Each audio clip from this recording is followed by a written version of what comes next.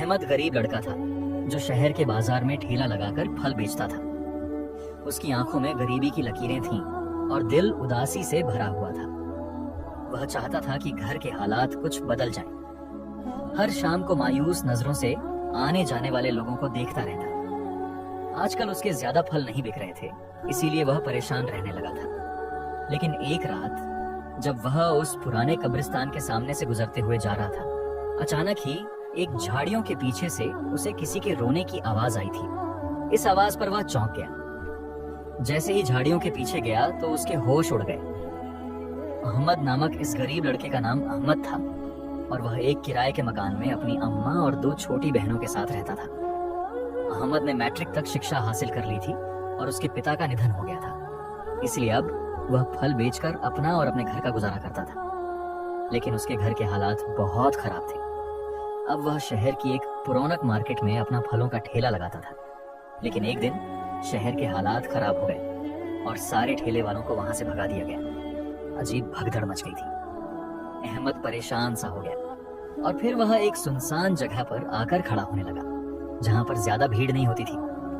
वह एक पेड़ के नीचे खड़ा होता था। लेकिन जैसे ही शाम होती, उसके साथ एक अजीब वाकया होने लगा। एक खूबसूरत सी लड़की जो नकाब लगाकर उसके ठेले पर आती है और उससे फल खरीद कर ले जाती।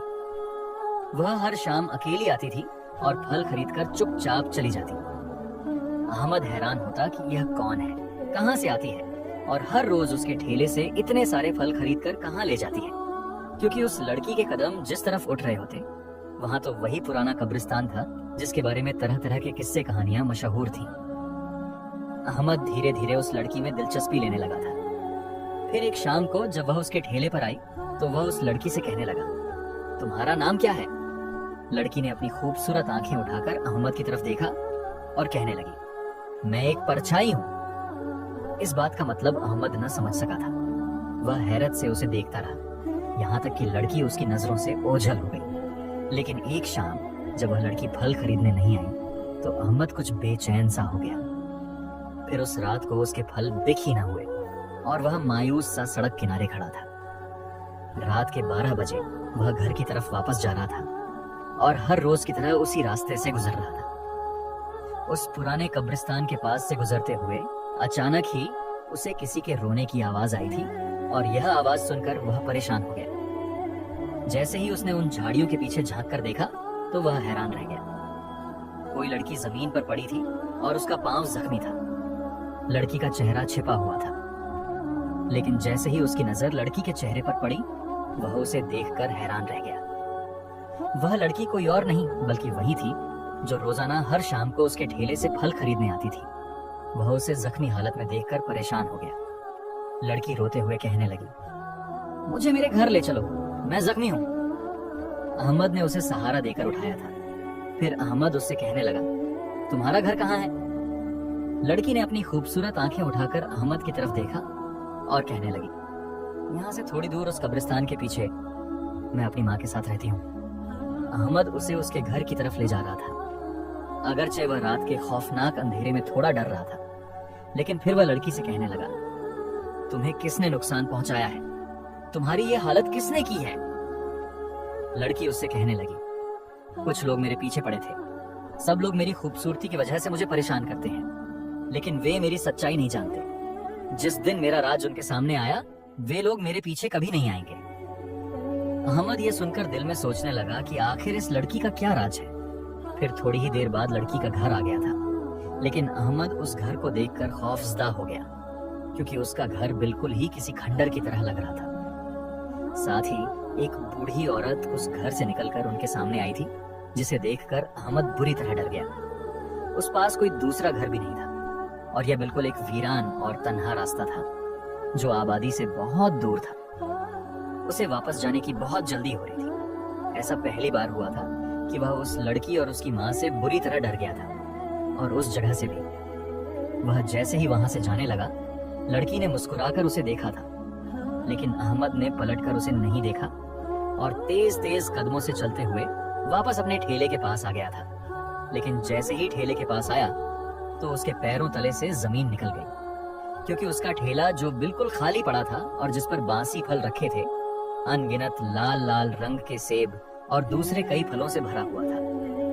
अपने ठेले को फलों से भरा देखकर उसे अपनी आंखों पर यकीन नहीं आ रहा था। आखिर यह सब कैसे हुआ और फिर इतने सारे फल उसके ठेले पर किसने रखे हैं?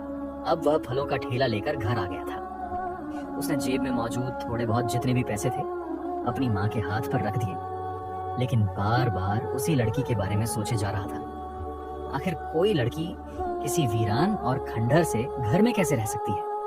और उसकी माँ कितनी डरावनी थी, वह बार बार यही सोच रहा था। फिर दूसरे दिन वह अपने फलों का ठेला लेकर जैसे ही शहर की मार्केट में खड़ा हुआ, उसके ठेले पर लोगों की भीड़ लग गई थी।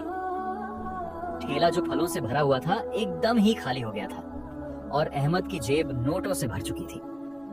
वह दिल ही दिल में बहुत खुशी महसूस कर रहा था। जैसे ही रात हुई वह वापस घर जा रहा था, लेकिन उसने थोड़े से फल बचा लिए थे, वह भी उस लड़की और उसकी माँ के लिए, क्योंकि वह आज भी उसके ठेले पर नहीं आई थी। फिर उसी पुराने कब्रिस्तान के सामने से गुजरते हुए उसने थैले पर रखे फलों को उठाया और उस लड़की के घर की तरफ आ गया। घर में बिल्कुल खामोशी छाई हुई थी। वह जैसे ही अंदर आया, काले अंधेरे ने उसका इस्तकबाल किया था। इस अंधेरे को देखकर वह डर गया, लेकिन अचानक ही लड़की उस अंधेरे में से निकलकर उसके सामने आई। उस अंधेरे में वह किसी रोशनी की मानिंद दिखाई दे रही थी। मैं तुम्हारे लिए फल लेकर आया हूँ। अहमद ने वह सारे फल उसके हवाले कर दिए थे। लड़की उसे देखकर खूबसूरती से मुस्कुराई और कहने लगी, तुम बहुत अच्छे हो। आज मेरी माँ की तबीयत बहुत खराब थी और मुझे इन फलों की जरूरत थी। आ जाओ अंदर। वह उसे कमरे में बुला रही थी, लेकिन अहमद अंदर जाना नहीं चाहता था, क्योंकि इस पूरे घर में सिर्फ अंधेरे का राज था और वहां हाथ को हाथ सुझाई न देता था। वह लड़की से कहने लगा, मैं फिर कभी आऊंगा, अभी मुझे जाने की जल्दी है। मैं घर जा रहा हूँ। आज मैं बहुत खुश हूँ क्योंकि मेरे सारे फल बिक गए। वह खुशी खुशी लड़की से कह रहा था। लड़की उदासी से मुस्कुराई और कहने लगी, अब तुम्हें ऐसे ही खुशियां मिला करेंगी, इसलिए अपनी आने वाली खूबसूरत जिंदगी का इस्तकबाल करने के लिए तैयार हो जाओ। लड़की की इस अजीब बात पर वह हैरान रह गया था। फिर जल्दी से उसके घर से निकलकर अपने घर की तरफ जाने लगा, लेकिन वह इस रास्ते से गुजर रहा था कि अचानक ही उसकी नजर एक पेड़ पर पड़ी। पेड़ पर लगे हुए लाल लाल सेब देखकर वह हैरान रह गया था, जो पहले उसे कभी दिखाई न दिए थे। ये आसपास वीरान रास्ता था, यहाँ कोई भी नहीं था। अहमद ने सोचा कि ये फल वह तोड़कर अगर अपने ठेले पर रखकर बेचे तो उसे अच्छा खासा मुनाफा हासिल होगा। वह जल्दी से पेड़ पर चढ़कर सारे लाल लाल रंग के सेब तोड़ने लगा और उसने सारे सेब अपने ठेले पर जमा कर लिए थे। रात का वक्त होने की वजह से यहाँ कोई भी नहीं था, क्योंकि यह एक वीरान और सुनसान रास्ता था। यहाँ से कोई भी नहीं गुजरता था, लेकिन अहमद को यहाँ से गुजरकर जाना पड़ता था, क्योंकि उसका घर इसी रास्ते से आता था। अब उसका ठेला लाल लाल सेबों से भर चुका था और वह खुशी खुशी घर की तरफ जा रहा था। लेकिन जैसे ही वह आगे कदम रखने लगा, अचानक उसे अपने पीछे किसी के चलने की आवाज आई थी। पायल की छन छन, ऐसे लग रहा था जैसे कोई लड़की उसके पीछे पीछे आ रही है। वह हैरत से पलटा था, लेकिन वहां कोई भी नहीं था। जैसे ही वह आगे बढ़ता, उसे फिर से वही आवाज सुनाई देती, लेकिन जब पलटकर देखता तो पीछे कोई भी नहीं होता। किसी कशमकश में यह पूरा रास्ता गुजर गया और वह अब घर आ गया था। सारे पैसे जितने भी उसके जमा हुए थे, उसने वह सारे अपनी माँ के हाथ पर रख दिए थे। उसकी माँ बहुत खुश हो रही थी और दोनों छोटी बहनें भी खुशी खुशी उसे कह रही थीं कि भाई, लगता है कि अब हमारे घर के हालात बदलने वाले हैं। जब हमारे पास पैसे आ जाएंगे तो हम एक बहुत खूबसूरत घर खरीदेंगे। अहमद कहने लगा, जरूर, मुझे यकीन है कि एक दिन हमारे घर के हालात बदल जाएंगे। रात को अहमद बिस्तर पर लेटा तो सोचने लगा कि आखिर वह पेड़ उसे पहले क्यों नहीं दिखाई दिया। वह अक्सर भी उस रास्ते से गुजरता था, लेकिन ये लाल लाल रंग के सेब उसे पहले कभी दिखाई नहीं दिए थे। फिर दूसरे दिन वह शहर की मार्केट में खड़ा हो गया और लोगों की भीड़ एक बार फिर से उसके ठेले पर जमा हो गई थी। लोग उसके ठेले से लाल लाल रंग के सेब खरीद रहे थे और सभी तारीफ कर रहे थे। सब अहमद से पूछ रहे थे कि वह किस मंडी से यह सारा फल लेकर आया, लेकिन अहमद ने यह राज किसी को भी नहीं बताया कि उस पुराने कब्रिस्तान के करीब जो सेबों का पेड़ है, वहीं से वह ये सारे फल तोड़ कर लाया है। सिर्फ चंद घंटों के अंदर अंदर उसका सारा ठेला खाली हो गया था और आज फिर उसकी जेब नोटों से भर गई थी। लेकिन कल की तरह उसने आज भी उस लड़की और उसकी माँ के लिए थोड़े से लाल रंग के सेब बचाकर रखे थे। वह उससे मिलना चाहता था। वह लड़की उसे जिंदगी की नई उम्मीद लगी थी, जिसने उसे खुशहाल होने की दुआ दी थी। अब मगरिब का वक्त हो रहा था और वह तेज तेज कदमों से ठेला घसीटते हुए उसी रास्ते की तरफ जा रहा था। उसने अपना ठेला उसी पेड़ के नीचे खड़ा किया और फिर वह लाल लाल रंग के सेब लेकर उसी लड़की और उसकी माँ के घर चला गया। आज फिर घर अंधेरे में डूबा हुआ था, लेकिन रोशनी की तरह निकलकर वह लड़की उसके सामने आई थी। उस लड़की को देखकर अहमद खुश हो गया। वह लड़की उसे मोहब्बत से देखते हुए कहने लगी, तुम कितने अच्छे हो, हम दोनों माँ बेटी का कितना ख्याल रखते हो। यह सुनकर अहमद कहने लगा, क्योंकि मुझे भी बहुत अच्छा लग रहा है तुमसे मुलाकात करना और मेरे घर के हालात बदल रहे हैं, जैसे कि तुमने कहा था। यह सुनकर लड़की मुस्कुराई थी। फिर वह सेब देकर वापस अपने ठेले की तरफ आ गया, लेकिन जैसे ही उस रास्ते पर आया तो उसकी हैरत का ठिकाना न रहा। पेड़ पर लगे हुए लाल लाल सेबों में इजाफा हो गया था और आज फिर वह सेब जैसे उसे पुकार कर कह रहे थे कि आओ, हमें तोड़ लो और अपनी रोजी में बरकत पैदा करो। फिर अहमद से रहा न गया और उसने वह सारे फल तोड़कर अपने ठेले पर रख लिए थे। वह सोच भी नहीं सकता था कि उसके घर के हालात इतनी जल्दी बदल जाएंगे। उसकी खुशियों का कोई ठिकाना नहीं था। अब वह हर रोज उस रास्ते से गुजरता, बचा हुआ फल उस लड़की के घर देता और उस पेड़ से फल तोड़कर अपने ठेले पर रख लेता। दिन ब दिन उसके घर के हालात बदलते जा रहे थे और अब लोग फौरन ही उसके सारे फल खरीद लिया करते। पूरे शहर में अहमद के मीठे सेबों का चर्चा था, लेकिन अहमद ने यह राज किसी को नहीं बताया था कि वह मीठे मीठे लाल रंग के सेब कहां से लेकर आता है। उसने किसी के सामने भी उस पुराने कब्रिस्तान का जिक्र नहीं किया था। अहमद को तो ऐसा लग रहा था कि यह जो कुछ भी हो रहा है उस लड़की की वजह से हो रहा है। आज भी उसने लड़की के लिए कुछ चीजें खरीदी, लाल रंग की चूड़ियां, एक खुशबू और चमेली के खूबसूरत गजरे। ये सब चीजें वह उसे तोहफे के तौर पर देना चाहता था। बड़े जोश और खरोश से वह उसी घर में पहुंचा था, लेकिन आज उस वीरान खंडर का खाली सन्नाटा देखकर वह हैरान रह गया।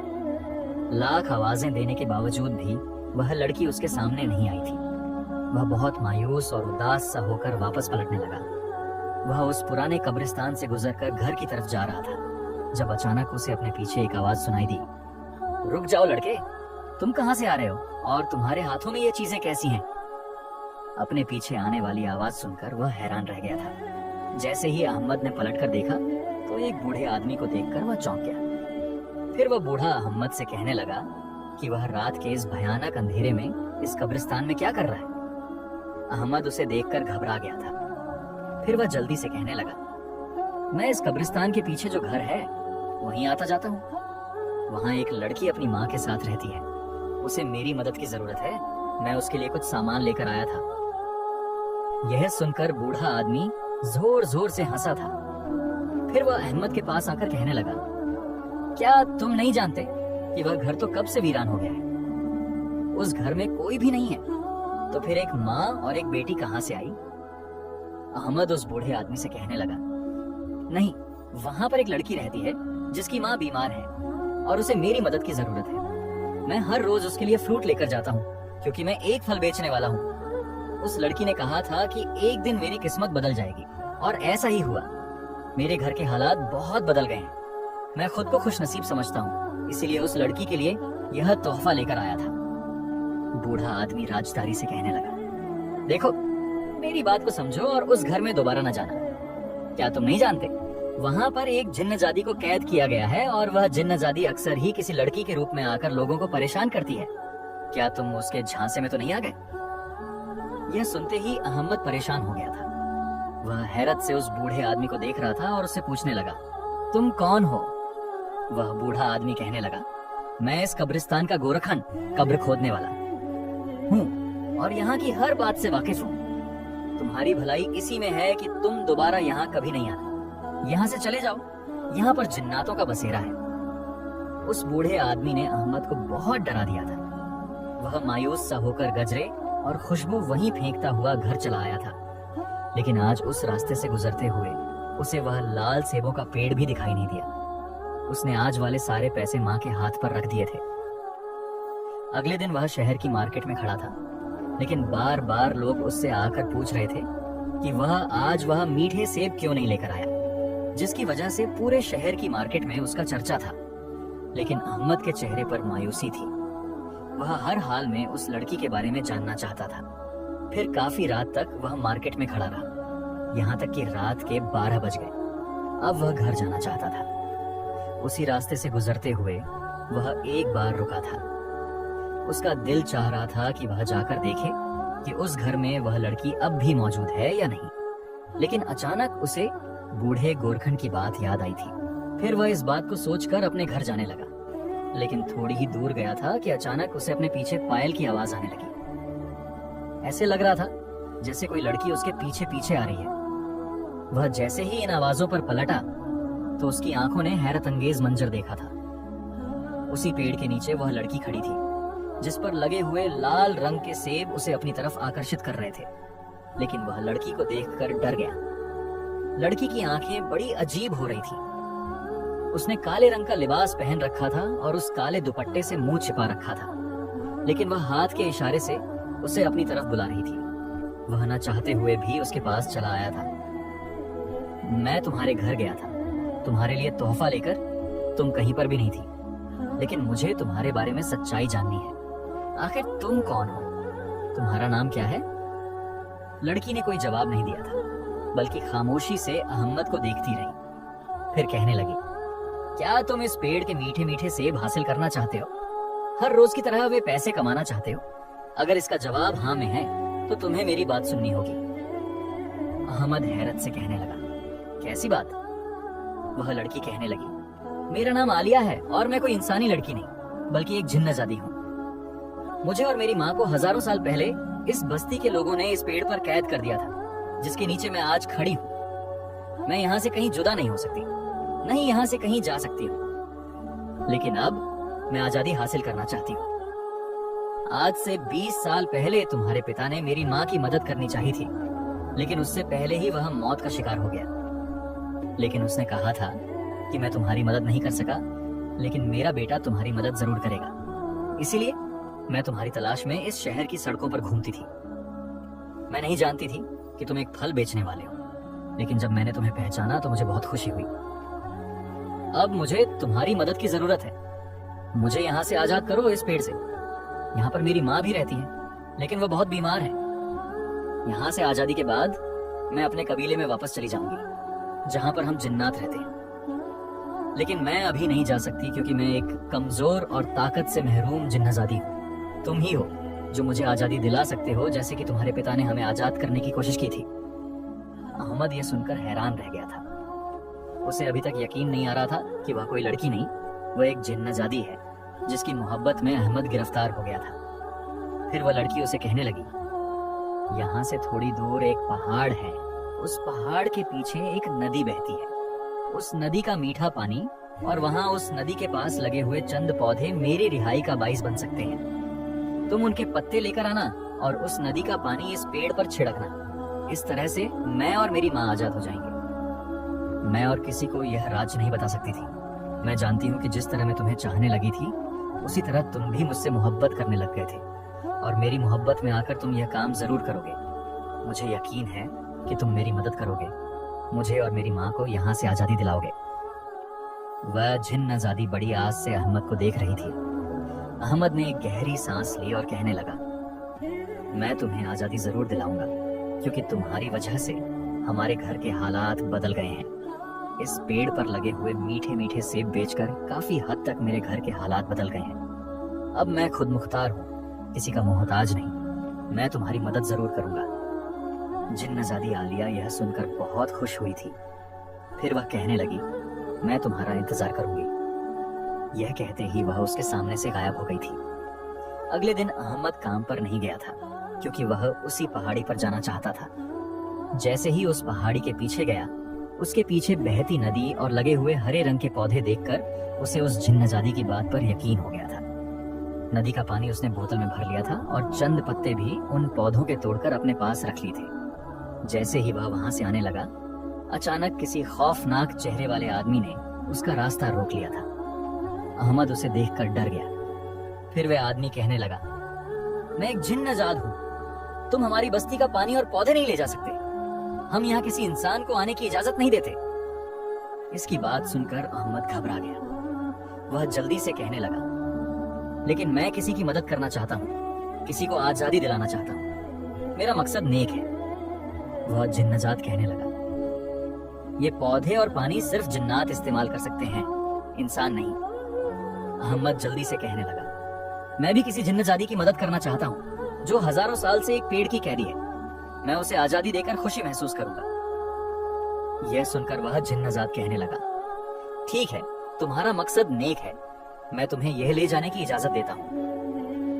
यह कहते ही वह अहमद के सामने से गायब हो गया था। फिर उस रात के 12 बजे वह उसी पुराने कब्रिस्तान में आया और उस पेड़ के नीचे खड़े होकर वह उस नदी का पानी पेड़ पर छिड़क रहा था। साथ ही उसने वह पौधे भी उस जमीन के नीचे दफन कर दिए थे। उसकी खुशबू से एकदम ही हर तरफ रोशनी सी फैल गई थी। एक धुआं सा उठा और फजा में एक खुशी की आवाज गूंजी थी, मैं आजाद हो गई, मुझे यकीन नहीं आ रहा। वह जिन्नजादी झूम झूम कर नाच रही थी। अहमद दूर से उसे देखे जा रहा था। आजादी का एहसास क्या होता है? वह कोई जिन्नजादी आलिया से पूछता, लेकिन अहमद उसकी खुशी महसूस करके खुद भी खुश हो रहा था। फिर जिन्नजादी आलिया कहने लगी, अब मैं वापस अपने कबीले में जा रही हूँ, हमेशा के लिए। कभी ना वापस आऊंगी, लेकिन तुम्हें इस पेड़ का हक देकर जा रही हूँ। इस पेड़ पर लगने वाले सेब जो बहुत मीठे और रसदार हैं, वह सिर्फ तुम्हें दिखाई देंगे और किसी को नहीं। इसलिए आज से यह मीठे फलों का पेड़ तुम्हारा है। यह कहते ही वह अहमद के सामने से गायब हो गई थी।